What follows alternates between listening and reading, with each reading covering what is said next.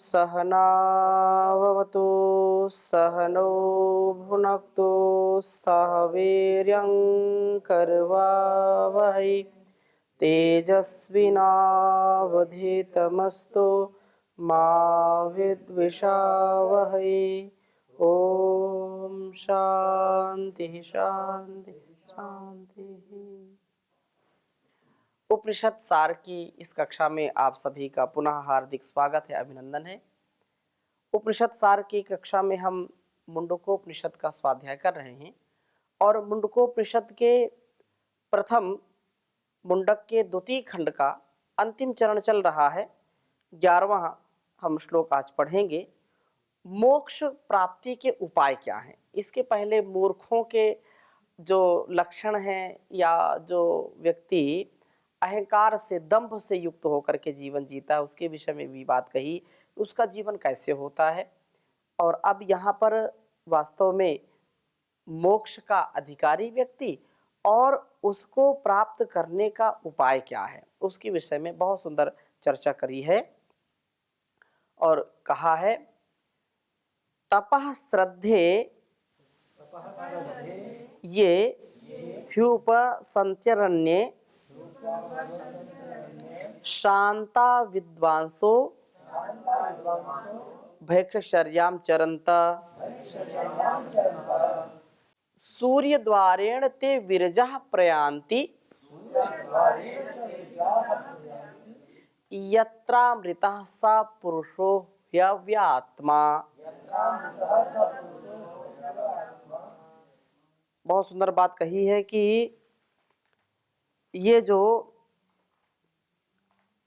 जिज्ञासु है, जो ब्रह्म की जिज्ञासा करते हैं, अथातो ब्रह्म जिज्ञासा, जो ब्रह्म की जिज्ञासा करते हैं या ब्रह्म जिज्ञासु हैं, उनको चाहिए कि वे अरण्य एकांत शांत जंगल में रहें, स्थान में ऐसा चुने जो ब्रह्म की। वास्तव में हमारे ऋषि मुनि सब जंगल में रहते थे। अरण्य, अरण्य मतलब जो एकांत में, एकांत भाषा झगड़ा न झांसा, एकांत में रहें। लोभ से, लालच से, राग से, द्वेष से, छल कपट से बचने के लिए लोग एकांत में रहते थे ऋषि मुनि। तो वास्तव में जो ब्रह्म जिज्ञासु हैं वो अरण्य, एकांत शांत जंगल आदि में जाकर के वहां शांत चित्त होकर के शांता विद्वांसो भैक्षचर्यां चरन्ता, श्रद्धा पूर्वक द्वंद्वों को सहन करते हुए, सर्दी गर्मी भूख प्यास लाभ हानि जय पराजय सबको सहन करते हुए दीर्घ काल तक तप करें और भिक्षावृत्ति से जीवन निर्वाह करें। अथवा जो जंगल में फल फूल कंदमूल है उसको खाएं। तो इस प्रकार के योगी विरजाहा सूर्य द्वारेण ते विरजा प्रयान्ति, राग द्वेष आदि से रहित हुए शुद्ध अंतःकरण के द्वारा सूर्य द्वार अर्थात ब्रह्म रंध्र से इस भौतिक वर्तमान देह को छोड़ करके यत्र अमृता, जहां अमृतमय आनंदमय पूर्ण पुरुष अविनाशी परमात्मा है, उस धाम को, उस मोक्ष को वो प्राप्त होते हैं। मोक्ष की प्राप्ति उनको हो जाती है। और आगे क्या कहा? परीक्षलोकान कर्मचितान ब्राह्मणो निर्वेदम यान संस्कृतः कृतेन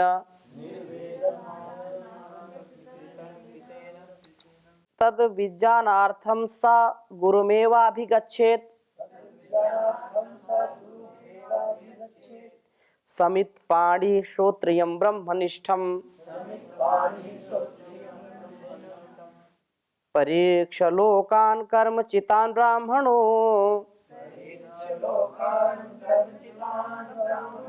निर्वेद मायानस्कृतः कृतेन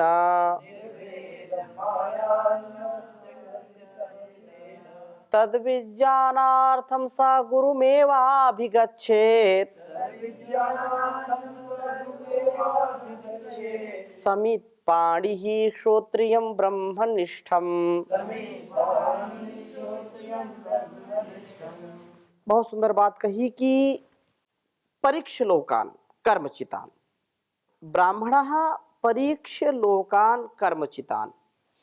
वेद और ईश्वर के ज्ञाता, जो वेद को जानने वाले हैं और ईश्वर को जो वेदों में बताया है जैसा स्वरूप उसको समझने वाले, जानने वाले हैं, तो वे ईश्वर के ज्ञाता वास्तव में ब्रह्म उपासक जो अच्छे साधक हैं। इस प्रकार यह विचार करे कि यह संसार किसने बनाया, क्यों बनाया, इस संसार में हमारा क्या कर्तव्य है, इससे हमारा संबंध क्या है, आदि अनेक जो प्रश्न हैं, उन प्रश्नों को वो स्वयं से भी करे, उन पर गहन विचारणा रखे, गहन चिंतन रखे, गंभीरता पूर्वक उनका चिंतन मनन करे वो, और ऐसा करके निर्वेदम वैराग्य को प्राप्त कर ले। ऐसा करके क्या करे, वैराग्य को प्राप्त कर ले। अपने लिए भौतिक सकाम कर्मों को ना करे, अपितु शरीर यात्रा की दृष्टि से निष्काम यज्ञ याग और योग रूप कर्म में लगा रहे, इससे विमुख ना हो और ब्रह्म विद्या की प्राप्ति के लिए इसके जाता योगी के पास समिधा लेकर के, हाथ में समिधा लेकर के जाए, जो गुरु है, आचार्य हैं। इस संसार की बारीकी को, ब्रह्म विद्या को समझने के लिए समर्थ गुरु के पास जाए और खाली हाथ नहीं जाना। हमारी ये परंपरा है, जब गुरु के पास जाते हैं, किसी बड़े के पास जाते हैं या बहन बेटी के यहाँ जाते हैं, ये भी रिश्ता है ना, संबंध है, तो खाली हाथ नहीं जाते, कुछ लेकर के जाते हैं। किसी आश्रम में जाते हैं, गुरुकुल में जाते हैं, तो कुछ लेकर के जाते हैं। तो ज्ञान प्राप्ति के लिए हम गुरु के पास जा रहे हैं, तो हाथ में 3 समिधा लेकर के जाएं, समित पाणी होकर के जाएं। अहंकार नहीं, बिल्कुल समित, अपने जीवन को उनके प्रति समर्पित करते हुए, ठीक है ना, हाथों में समिधा लेकर के, श्रोत्रियम, वेद को भली भांति जानने वाले, ब्रह्मनिष्ठम, पर ब्रह्म परमात्मा में जो स्थित है, गुरुम, गुरु के पास एव ही अभिगच्छेत, जाना चाहिए उसको, विनय पूर्वक जाए वहां पर। और फिर क्या कहा, तस्मै सविद्वान उपसन्नाय सम्यक,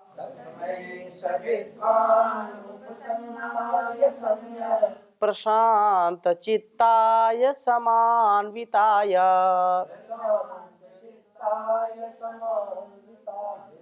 येनाक्षरं पुरुषं वेद सत्यं,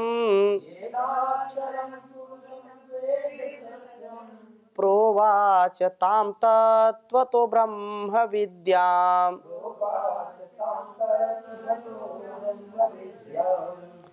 ये कहा कि तस्मै,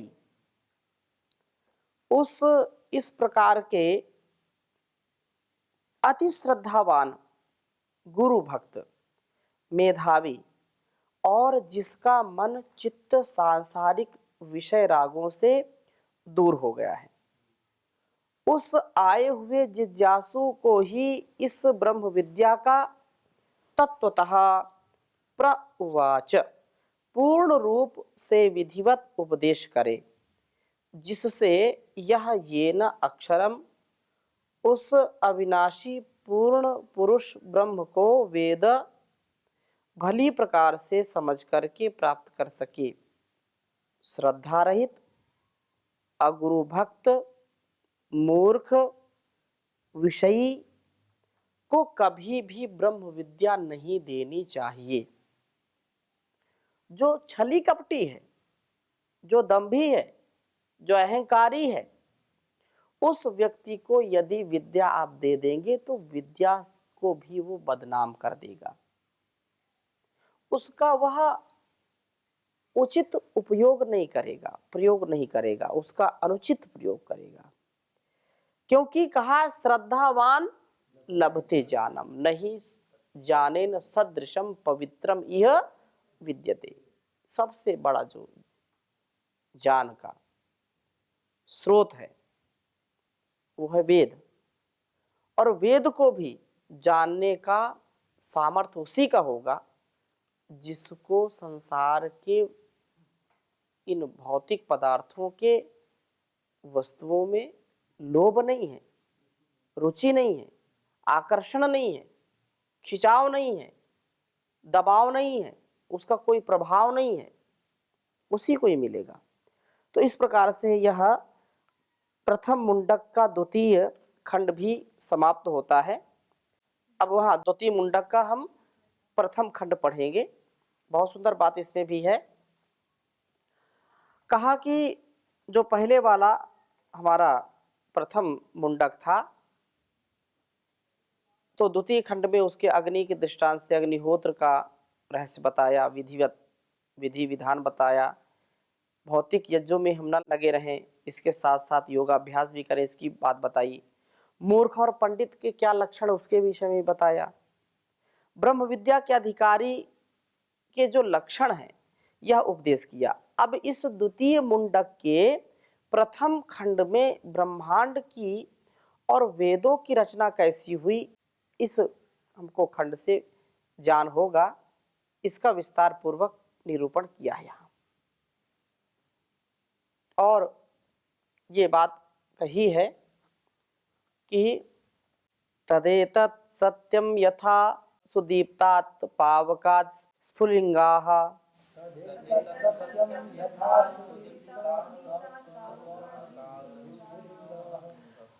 तदेतत् सत्यम यथा सुदीप्तात् पावकात् विस्फुलिंगाः सहस्रशः प्रभवन्ते स्वरूपाः तथाक्षरात् विविधाः सौम्य भावाः प्रजायन्ते तत्र चैवापि यन्ति।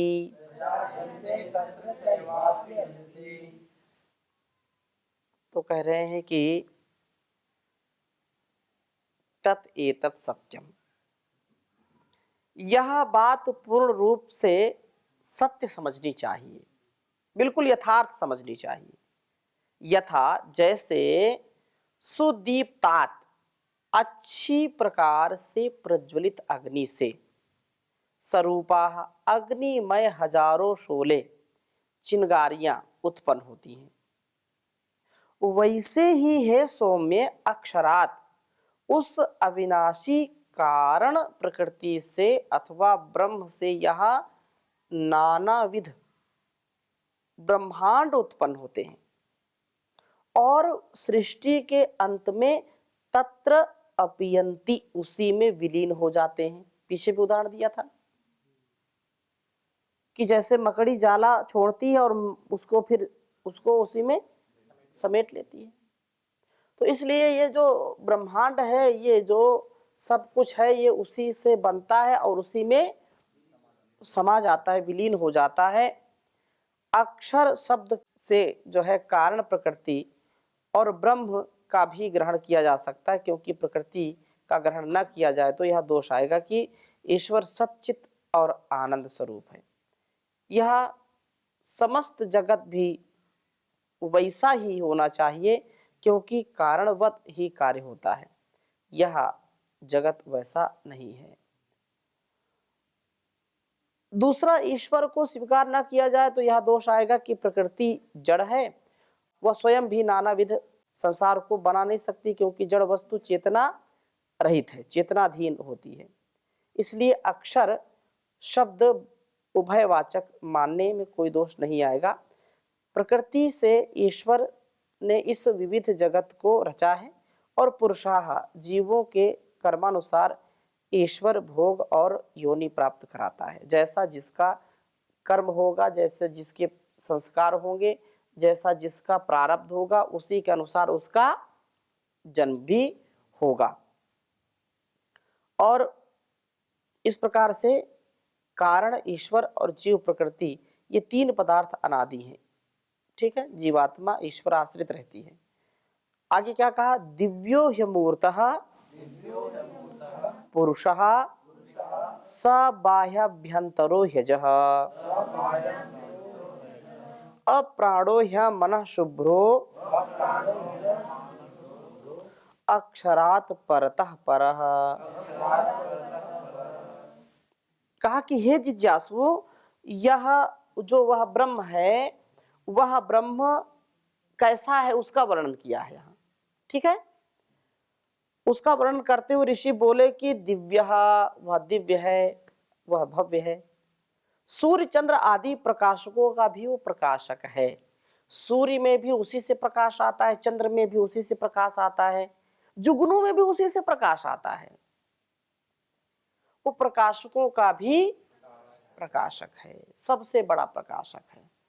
तो इसलिए वह प्रकाशकों का भी प्रकाशक, दिव्य, अमूर्तः, शरीर रहित है, निराकार है, इस ब्रह्मांड के अंदर भी और बाहर भी। बाह्याभ्यंतरो अजः, अंदर भी है और बाहर भी है। अजः, वो अजन्मा है, वो कभी जन्म नहीं लेता है, शाश्वत है, वो अमूर्त है। अप्राणः, प्राण मन रहित है। शुभ्रः, शुद्ध स्वरूप है। अक्षरात्, इस प्रकृति से भी सूक्ष्म है, उससे सूक्ष्म कोई हो ही नहीं सकता, क्योंकि वह सब में है। यदि उससे भी कोई सूक्ष्म माना जाए तो वह सर्वव्यापक नहीं होगा और यह दोष आएगा। इसलिए वह ब्रह्म से सूक्ष्म और कुछ भी नहीं, साकार वस्तु कारण वाली और विनाशशील होती हैं। बिल्कुल स्पष्ट है। ठीक है, जो भी चीजें हैं हमको दिखाई पड़ती हैं, जो जो प्रकाश में आती हैं, वो सब क्या है? नष्ट होने वाली हैं। हाँ, ए तस्मात् जायते प्राणो मनः सर्वेन्द्रियाणि च खं वायुर्ज्योतिरापः पृथ्वी विश्वस्य धारिणी। बहुत सुंदर बात कही कि एतस्मात् जायते प्राणो मनः सर्वेन्द्रियाणि च खं वायुर्ज्योतिरापः पृथ्वी विश्वस्य धारिणी। इस संपूर्ण संसार में तो इसी एतस्मात्, इसी परमेश्वर से प्राण जायते उत्पन्न होता है, तथा मन, अंतःकरण, सर्वेन्द्रियाणि, समस्त इंद्रियां, आकाश, वायु, तेज, जल, संपूर्ण प्राणियों को धारण करने वाली पृथ्वी, ये सब उत्पन्न होते हैं। कहा कि हे मनुष्यों, वह ब्रह्म ही इस जो है प्राण अर्थात जीवात्मा को मन आदि 11 ज्ञान और कर्म, ज्ञानेन्द्रियां, कर्मेंद्रियां और मन, तो 11, इन इंद्रियों सहित भौतिक शरीर को धारण कराता है। और आकाश, वायु, अग्नि, जल और पृथ्वी, विश्वस्त, इस समस्त विश्व को धारण करने वाली पृथ्वी को उत्पन्न करता है। अर्थात इस जड़ चेतन जगत को यथावत उत्पन्न करके व्यवस्थित रखता है। स्वयं उत्पन्न नहीं होता, सबको तो व्यवस्थित करता है, लेकिन स्वयं कभी अव्यवस्थित नहीं होता। सबको वो संभालता है, स्वयं भी संभालता है, सबका भरण पोषण करता है, लेकिन उसको कोई जन्म देने वाला नहीं। कुछ लोग जो है इस बात को कि कोई ना कोई तो है, कहीं ना कहीं तो शुरू हुआ होगा, कभी ना कभी तो शुरू हुआ होगा, लेकिन इसका कोई अंत नहीं, इसका कोई आरंभ नहीं है। अग्निर्मूर्धा चक्षुषी चंद्र सूर्यौ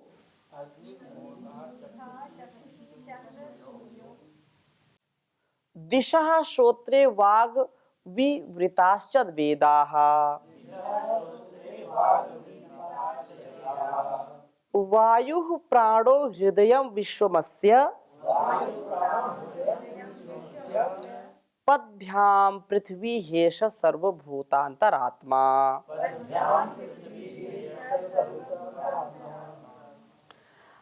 अब उस जगत नियंता ब्रह्म का जो है रूपक अलंकार यहाँ प्रस्तुत कर रहे हैं। रूपक अलंकार में कहा कि अग्निर्मूर्धा, उस परब्रह्म परमात्मा का यह भौतिक अग्नि मूर्धा मस्तिष्क में ज्ञान तंतु के समान है। जैसे अग्नि से समस्त पदार्थ दृष्टिगोचर होने लगते हैं, वैसे ही मूर्धा में ही ज्ञान केंद्र है। ईश्वर की समस्त सत्य विद्याओं का प्रकाश वेदवाणी द्वारा सृष्टि के आदि में मानवों के कल्याणार्थ ऋग्वेद, यजुर्वेद, सामवेद, अथर्ववेद में दिया गया। वेदवाणी के द्वारा यह ज्ञान जब मिलता है तो ऋषि वैसा जीवन जीते हैं। ऋषियों के द्वारा प्रकट किया गया यह सूर्य और चंद्र ही मानो उसके दो नेत्र हैं। सूर्य और चंद्र उसके दो नेत्र हैं और पूर्व पश्चिम आदि दिशाएं जो है उसके श्रोत्र हैं, कान हैं। वाग विस्तृत देव वेदवाणी ही जिसकी वाणी है। जैसे लौकिक व्यक्ति स्ववाणी द्वारा उपदेश करते हैं और दूसरों के लाखों करोड़ों लोगों के मन को जीत लेते हैं, आकर्षित कर लेते हैं अपनी ओर, वैसे ही वह ब्रह्म सभी मनुष्यों को सत्य सत्य निर्णयार्थ वेदवाणी को प्रकट करता हुआ वायु ही मानो जिसके प्राण है, अर्थात तो वायुवत हृदय है। पृथ्वी पैरवत है। पृथ्वी हमारा जो है, जैसे हम चलते हैं पैदल तो पृथ्वी क्या है, पैरवत है, उसके धारण करने वाला है। अस्य विश्वम, यह संपूर्ण ब्रह्मांड ही जिसका विशाल हृदय है, पृथ्वी पैरवत है।